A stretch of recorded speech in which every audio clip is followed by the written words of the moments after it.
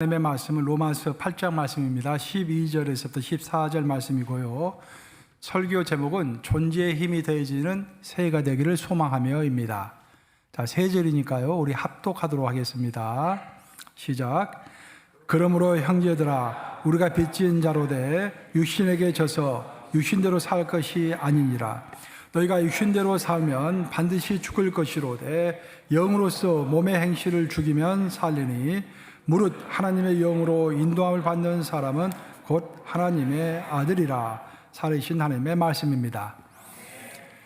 우리 2023년도 뉴욕 감리교회 그 교회 표가 존재감이 깊어지는 2023년입니다. 쉽게 얘기하면은 우리 크리스찬으로서 존재감이 더욱더 깊어지고 드러나는 2023년이 되자, 좀 더 성숙해지자, 그런 말이에요.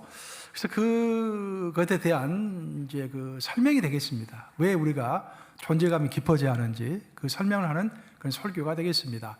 특별히 저는 이제 로마서 8장 말씀을 뽑았습니다. 로마서 8장은 여러분도 아시다시피 사도 바울의 서신서 중에서 13권의 서신서를 사도 바울이 썼는데요.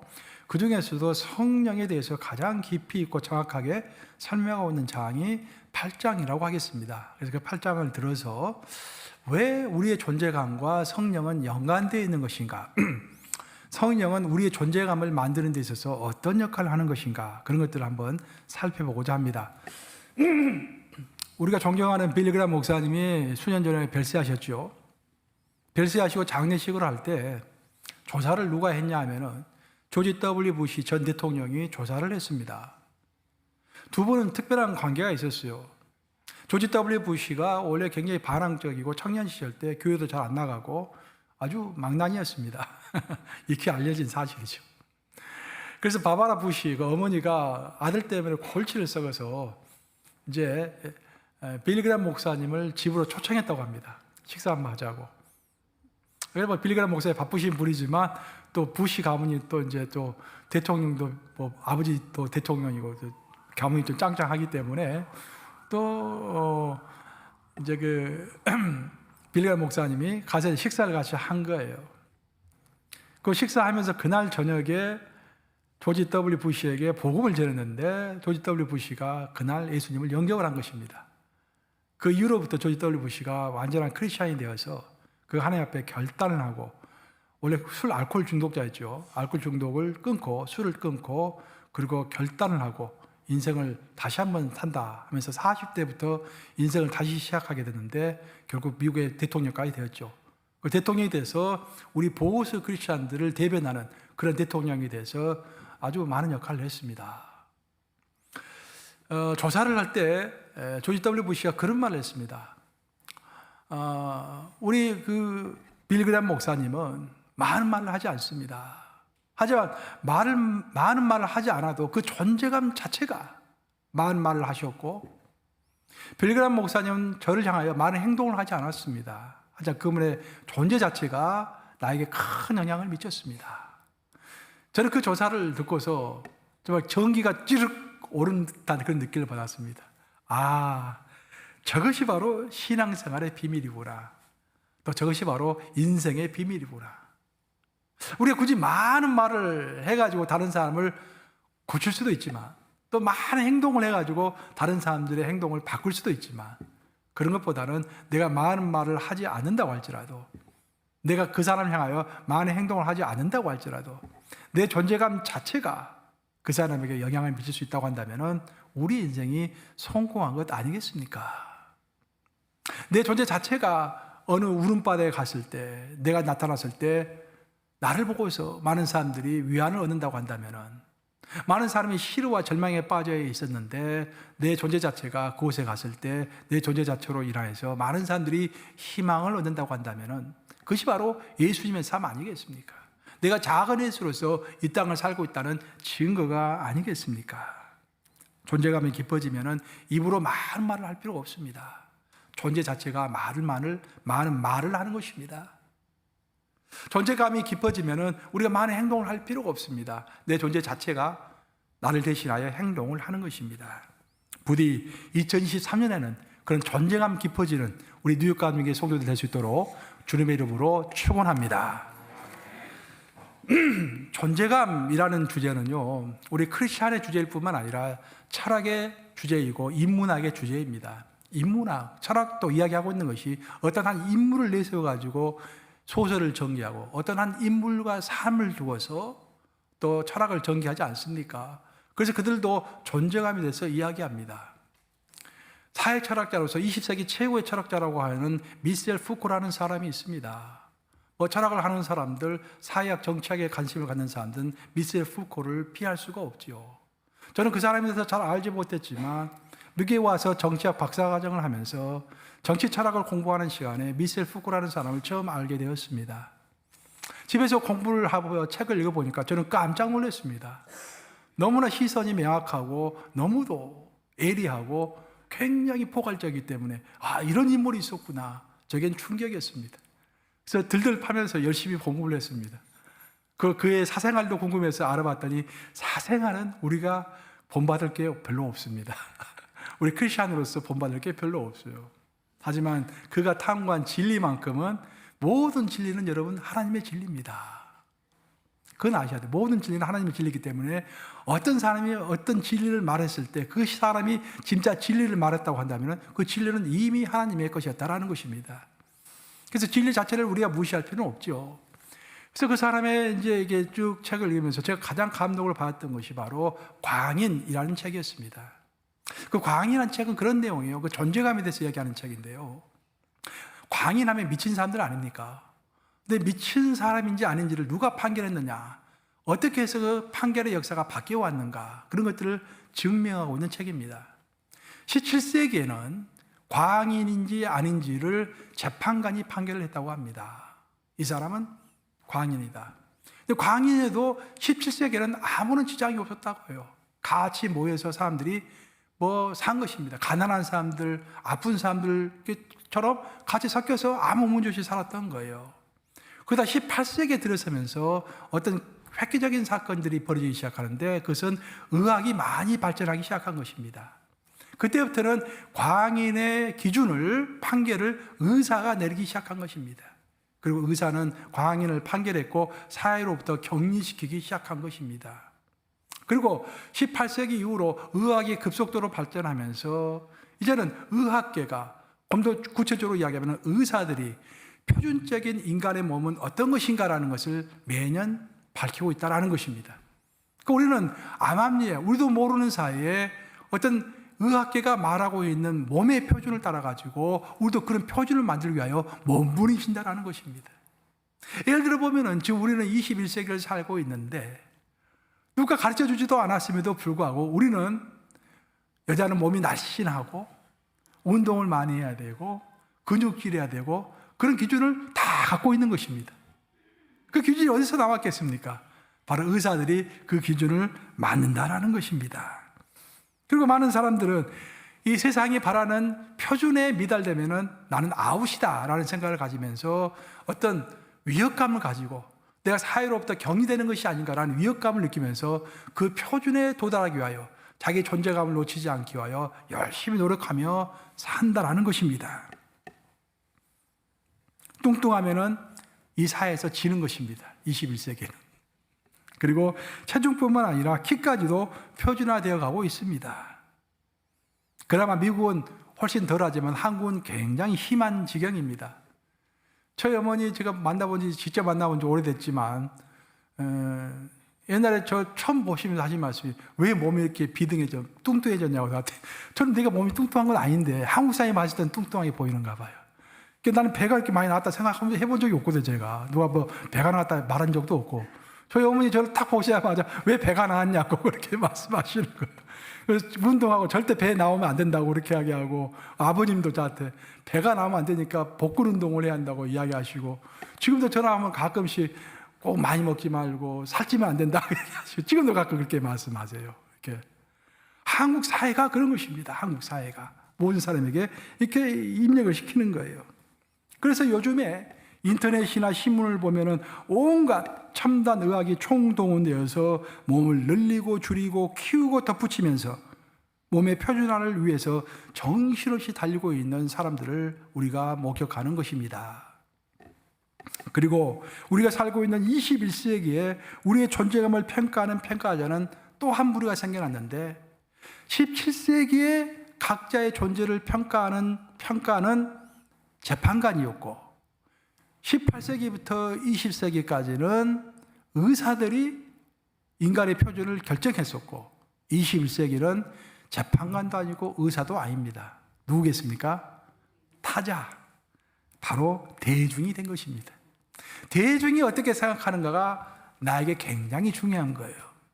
여러분들 생각해 보세요. 예수님 앞에서 내가 어떤 존재가 된다는 것을 여러분들은 가슴 아프게 생각하고 중요하게 생각합니까? 아니면은 사람들이 나를 어떻게 볼까를 정말로 중요하게 생각하십니까? 물론 답변은 하나님이 나를 어떻게 보는가 그걸 중요하게 생각한다고 답변할 수 있겠죠. 근데 가만히 보면은 하나님이 나를 어떻게 바라볼까 별로 신경 쓰지 않는 것 같아요. 뭐 예배를 드리는 모습이라든지 기도하는 모습이라든지 뭐 그런 걸 보면은 별로 이렇게 신경 쓰는 것 같지 않아요. 근데 사람들이 나를 어떻게 평가할까? 내 뚱뚱한 몸을 어떻게 평가할까? 내 차를 어떻게 평가할까? 내가 살고 있는 집을 어떻게 평가할까? 내 학위를 어떻게 평가할까? 오늘날의 가짜 학위가 또 얼마나 많습니까, 여러분들? 왜 굳이 가짜 학위까지 만들어가지고 내세울 필요가 무엇이 있겠습니까? 바로 대중이 나를 평가하는 평가자가 되어버린 것입니다. 오늘의 본문인 로마서 8장을 보통 성령장이라고 합니다. 성령에 대해서 설명하고 있는 신약 성경의 가장 대표적인 장이라고 할 수가 있겠습니다. 그 내용을 종합적으로 설명해 보면은 그리스도인이 하나님의 명령을 실천하는 삶, 즉 그리스도인으로서의 존재감을 나타내는 삶을 살아가는 데 있어서 성령의 도움은 필수적이다라는 것입니다. 사람이 나를 어떻게 평가할까라는 것을 이겨내고 하나님 앞에서 올바른 삶을 살아가면서 하나님으로부터 힘을 얻어서 내가 그 힘을 이 세상 사람들에게 보려는 그런 존재감 있는 삶을 살려고 한다면 내 힘만으로 안 된다는 거예요. 세상의 여론의 압박을 이기고 내 자존감을 가지고 하나님 앞에서 똑바로 살아가기 위해서는 성령의 도움이 필수적이다라는 것을 이야기하고 있는 것입니다. 결국 존재감이라는 것은 두 가지에서 오는 것이죠. 하나는 하나님의 말씀으로부터 오는 것입니다. 말씀을 가지고 확신할 때 내 존재감이 세워지는 거예요. 누가 뭐라 하더라도 흔들리지 않는 존재감, 그렇죠? 누가 뭐라 하더라도 태산이 무너진다고 할지라도 내가 하나님의 말씀을 딱 붙잡고 자리를 지키는 것, 중앙을 딱 지키는 것. 그리고 두 번째는 성령입니다. 성령께서 나와 함께 하심으로 성령께서 하늘의 권세를 나에게 주시는 것이죠. 내 마음만 지키는 것이 아니라 하늘의 권세까지 나에게 덧입혀졌을 때 이 두 가지가 딱 합쳐졌을 때 흔들리지 않는 권세 있는 존재감이 생기면서 내가 어디를 가든지 다른 사람들에게 위로를 줄 수 있고 다른 사람들이 길을 헤매면서 여기를 갈까 저기를 갈까 움직일 때 똑바로 걸어갈 수 있는 나를 보여주면서 내가 그 사람에게 힘이 되어줄 수 있는 것이죠. 그래서 오늘 특별하게 성령에 집중하는 것입니다. 말씀은 다음에 이야기하기로 하고요. 성령에 집중하는 것입니다. 사도 바울이 하고 싶은 말은 칭의와 성화는 모두 인간의 노력만으로 되지 않는다라는 것을 강조하고 있습니다. 칭의라고 하는 것은 의인이라고 칭함을 받는 것입니다. 우리는 죄인이지만 원죄를 가진 죄인이지만 예수 그리스도를 주와 및 그리스도로 영접하면은 예수님을 우리는 의인이라고 칭해 주시죠. 그것을 구원이라고 하는 것입니다. 그래서 신학적인 용어로 칭의, justification이라고 하는 거예요. 그럼 우리가 칭의를 받았으면은 이 땅에 새로운 몸으로 태어나는 것입니다. 예수님께서 말씀하셨죠. 우리 니고데모에게 너가 성령으로 거듭나야 한다라고 말씀하셨지 않습니까? 우리가 칭의를 받을 때 성령으로 거듭나는 거예요. 그렇죠? 성령으로 거듭나면서 그때는 태어났을 뿐입니다. 태어난 사람들은 태어난 아이는 반드시 성인으로 성장을 해야죠. 성장해 나가는 과정, 예수님을 닮아가는 과정, 예수님을 닮아가면서 진짜 그 존재감이 그 전에는 뚜렷하지 않았는데 시간이 예수님을 영접한 지 1년이 흐르고 10년이 흐르면서 누구도 건들 수 없는 예수의 존재감을 딱 갖는 크리스천으로서의 존재감을 제대로 갖는 그런 존재감을 갖는 사람으로 성장해 가는 과정을 성화, sanctification이라고 하는 것입니다.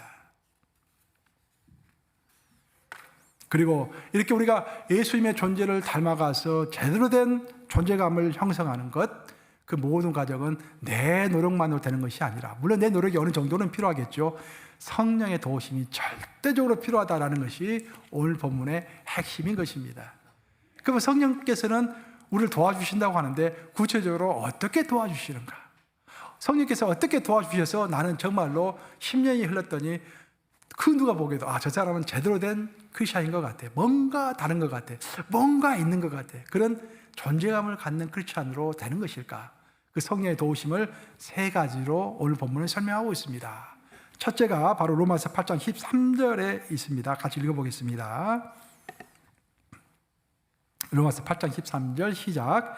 너희가 육신대로 살면 반드시 죽을 것이로되 영으로서 몸의 행실을 죽이면 살리니. 육신대로 살면 죽을 것이고 몸의 행실을 죽이면 살 것이라고 이야기하고 있습니다. 이것은 우리의 관점을 이야기하는 거예요.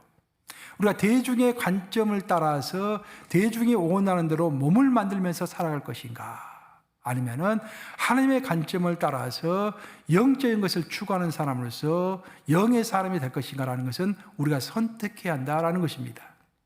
근데 이 로마서 8장 13절의 구절은요, 아주 유서가 깊은 구절입니다. 이 구절을 가지고 지난 2000년 동안 우리 기독교 역사는요, 많은 논쟁이 있어 왔습니다. 어떤 논쟁이냐면은, 분명히 사도 바울이 이야기했잖아요. 너희가 육신을 죽이면은 살 것이다라고 이야기했잖아요. 그 구절이 문제가 된 거예요. 이 구절 하나가요, 얼마나 많은 논란을 일으켰는지 모릅니다. 육신을 죽이면 살 것이다. 그 문제는 뭐냐면, 그럼 우리가 어떻게 육신을 죽일 것인가? 육신을 죽여야 산다고 했잖아요. 다시 한번 봐서 그 말씀. 로마 8장 14절 다시 한번 띄워보세요. 보면은, 밑에 보면은, 행실을 죽이면 살리니라고 했지 않습니까? 육신의 행실을 죽이면 우리가 산다라고 그랬어요. 그럼 우리의 육신의 행실을 어떻게 죽일 것인가? 그걸 가지고 많은 논쟁이 있었던 거예요. 그래서 어떤 수도사들은요, 자기의 행실, 육신을 죽이기 위하여 큰 나무 위에 올라가지고 계집을 지었습니다. 계집. 누가 살려고? 자기가 들어가서 살려고. 계집 하나를 지어놓고 일평생 내려오질 않았어요. 음식은 사람들 밑에서 이렇게 밧줄로 올려 보내주고 평생 위에서만 살다가 죽은 사람들이 있습니다. 하나님께 집중하기 위하여. 또 어떤 사람은 식사를 예수님을 안 이후부터 죽는 그날까지 하루에 한 끼만 먹고서 예수님께 집중하면서 육신의 행실을 죽인 사람들이 있었어요. 몸에 에너지가 많으면은 정욕이 일어나고, 정욕이 일어나면은 육신의 행실이 살아나기 때문에 육신을 죽이기 위하여 밥을 적게 먹은 거예요.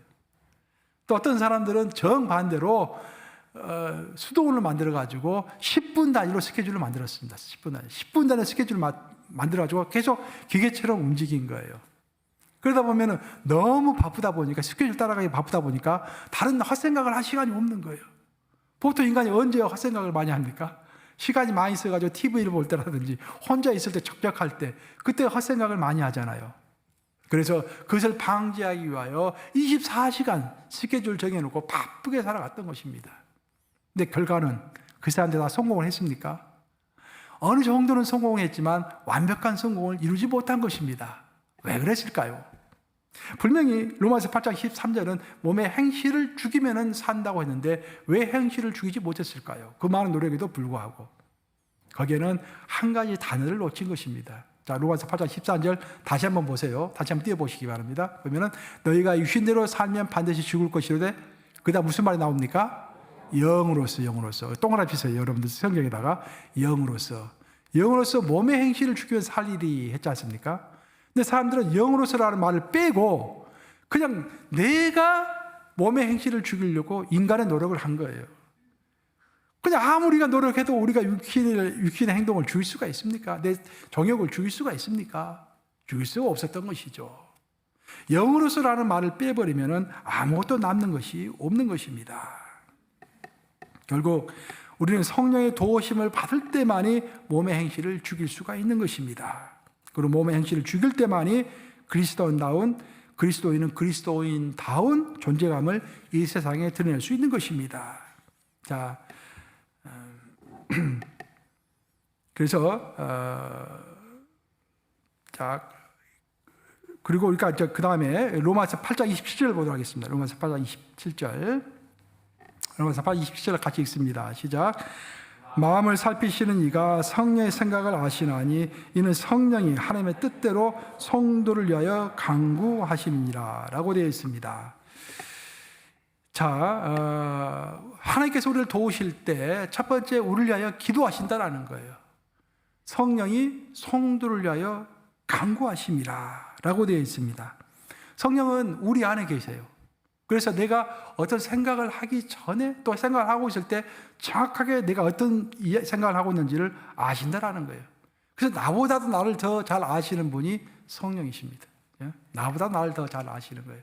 그래서 나는 나를 잘 모르기 때문에 나에게 가장 필요한 기도 제목이 뭔지 모릅니다. 사실 우리는 내 욕심으로 기도할 때가 많죠.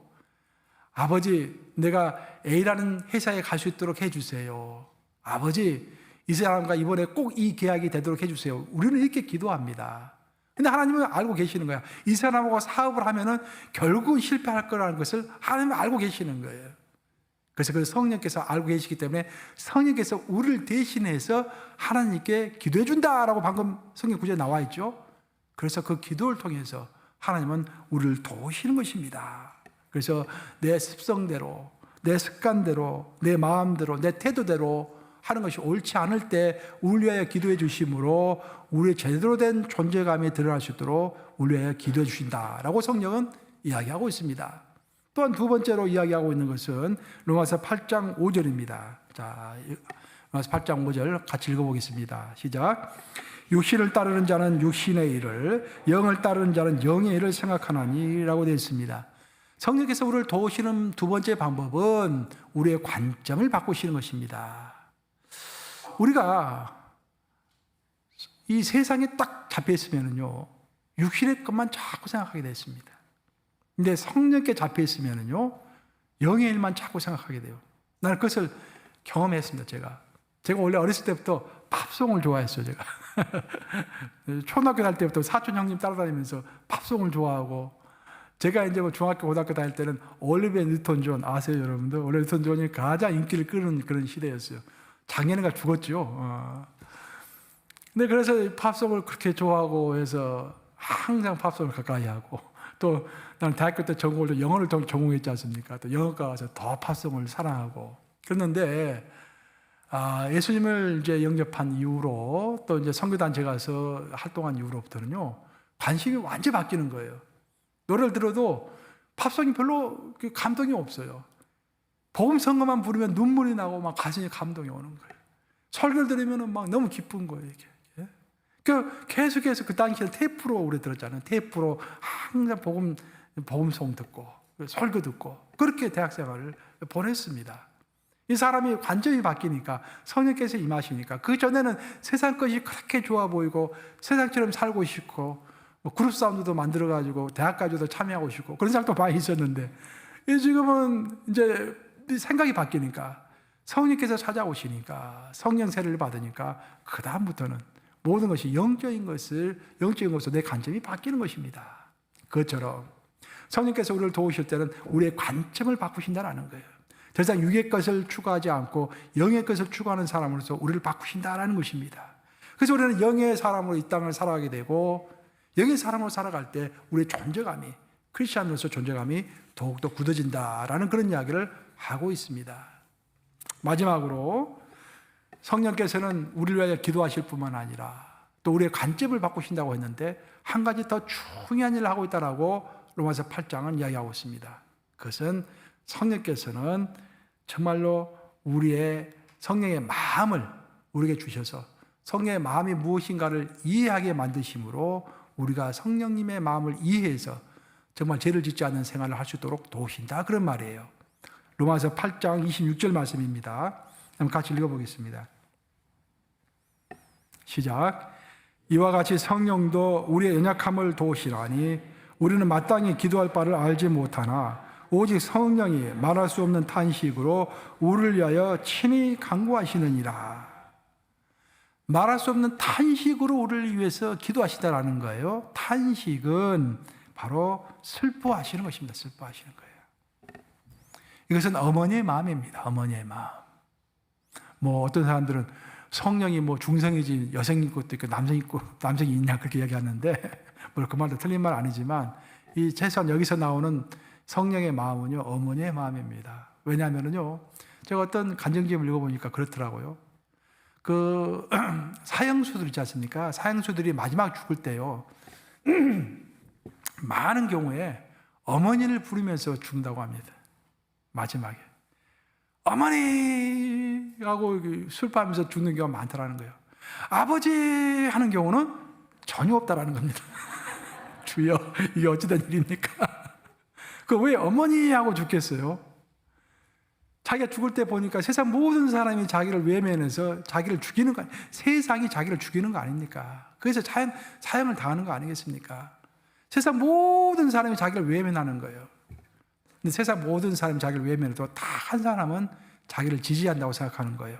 그 한 사람이 누굽니까? 어머니라고 생각하는 것입니다. 그것이 성령의 마음인 거예요. 성령이 우리를 위하여 탄식하면서 기도한다고 했잖아요. 그것은 뭐냐면은 정말로 이 사람이 죄짓지 않기를 원해서 성령께서 이렇게도 인도해보고 저렇게도 인도해보고 설교를 통해서도 인도해보고 기도를 통해서도 인도해보고 다른 사람의 조언을 통해서도 인도해보고 사업의 실패를 통해서도 인도해보는데도 이 사람이 바뀌지 않는 거야. 그때는 성령께서 우시면서 탄식하면서 하나님께 기도하신다, 그런 말입니다. 어느 순간인가는 우리가 그런 성령의 마음을 이해하게 되는 것입니다. 어느 순간인가는 예수 그리스도께서 십자가에서 못 박혀 돌아가셨다라는 것이 바로 나 때문에 돌아가셨다라는 것이 이해가 되는 것입니다. 그전에는 귀에 못이 박히도록 수없이 예수님이 우리의 죄를 위하여 십자가에 못 박혀서 돌아가셨다라는 이야기를 수없이 들었지만 별로 감동이 없었어. 근데 어느 순간에는 그 말을 들으니까 눈물이 나는 거야. 진짜 예수님이 나를 위하여 돌아가셨구나. 제가 그렇습니다. 제가 예수님이 십자가에서 나를 위하여 돌아가셨다는 사실이 너무너무 절절하게 느껴지는 거예요. 이게. 마찬가지로 성령께서 이 못된 나를 위하여 전혀 변하지 않는, 입으로는 막 고백하고 나누고 하지만 실제로는 전혀 현실에 맞닥뜨리면은 내 이익부터 챙기는 내 자신, 그렇죠? 먼저 그 나라에 그 일을 구하지 못하는 내 자신, 이 자신을 한탄하면서 탄식하면서 기도해 주시는 성령님이 느껴졌을 때, 그때 내가 이러면 안 되겠구나 라고 우리가 마음을 먹게 된다라는 그런 말입니다. 우리가 저도 이제 어머니의 아들이기 때문에 내가 어떤 나쁜 일을 하려고 할 때, 어떤 기분이 아주 상했을 때, 그때 가끔 어머니가 생각날 때가 있어요. 그러면은 어머니 앞에서 부끄러운 아들이 안 되겠다라는 생각이 들 때가 있습니다. 내 인생이 부끄러운 인생이 되면 안 되겠다. 최소한 어머니 앞에서 부끄러운 아들은 안 돼야겠다. 그런 생각이 들 때가 있어요. 마찬가지라는 것입니다. 우리 신앙이라는 것이 그리 복잡할 것이 없습니다. 성령께서 나를 위하여 그렇게 어머니의 마음으로 탄식하면서 기도하시고 나를 그렇게 염려하시는데 정말 성령 앞에서 부끄러운 사람이 되지 말아야겠다라고 결단할 때 우리의 영성이 더 깊어진다라는 이야기를 성경은 하고 있는 것입니다. 어린아이들이 걸음마를 배울 때 얼마나 기쁩니까? 어린아이들 처음으로 걸음마를 걸을 때 우리는 너무 기뻐가지고 막 박수를 치고 걷다가 넘어질 뻔하면 팍 잡아주고 있지 않습니까? 그래서 정말 넘어지더라도 기쁜 거예요, 어렸을 때는. 근데 그 아이가 4살이 되고 5살 됐는데도 기우뚱하고 잘 걷지를 못합니다. 그러면 여러분 마음 어떠세요? 그 아이를 막 꾸짖고 정죄합니까? 그렇지 않아요. 그 아이가 더욱더 불쌍해지고 그 아이를 위해서 탄식하는 것입니다. 눈물을 흘리는 것입니다. 잘 나가고 잘 되고 건강한 자식보다는 오히려 넘어지고 힘들고 어리숙한 자식이 더 마음이 가고 그 자식을 위하여 탄식으로 눈물로 기도하는 것이 인지상정인 것입니다. 성령도 마찬가지예요. 성령의 본 마음은 성령은 절대로 우리를 정죄하지 않습니다. 대신 성령 우리를 위하여 탄식하시는 것입니다. 정죄한다는 것은 우리가 실패하고 죄를 지을 때 꾸짖는 것입니다. 성령 꾸짖기보다는 우리를 위하여 탄식하시고 눈물을 흘리며 탄식으로 하나님께 기도하신다라는 것입니다. 여러분, 2023년에는 저 성령 앞에서 부끄럽지 않은 저 존재감이 제대로 드러나는 그 뉴욕감의 성도들이 되시기를 주님의 이름으로 축원합니다. 이제 말씀을 마무리합니다. 결국 우리 그리스도인들의 존재감이라는 것은 아까 말씀드린 것처럼 성경 말씀과 내 안에 내주하시는 성령으로부터 오는 것입니다. 이 중 우리는 오늘 성령의 역할에 대해서 살펴보았습니다. 내 안에 계시는 성령의 그 탄식하는 마음을 이해해서 그 성령을 존중하고 성령을 환영하고 성령과 함께할 때 우리의 존재감이 깊고 깊고 또 깊어질 줄로 믿습니다. 그래서 2023년에는 말씀과 성령으로 정말 내 존재감이 충만해가지고 이 문제투성인 이 세계 그 어디를 가든지 내 존재감이 평안을 주고 내 존재감이 위안을 주는 그런 사람이 되시기를 주님 이름으로 축원합니다. 기도하시겠습니다. 2022년 다사다난했던 한 해 다 마치고 주님 앞에서 새로운 삶을 시작할 수 있도록 인도하시니 감사합니다. 2023년에는 그 무엇보다도 존재감이 깊어지는 저희들 되게 해 주시옵소서. 말씀에 대한 확신으로 성령께서 주시는 권능으로 존재감 넘치는 그런 사람들이 되어서 이 어지러운 세상에 어딜 가든지 평화의 존재요, 위안의 존재요, 치유를 주는 존재로 살아가게 하여 주시옵소서.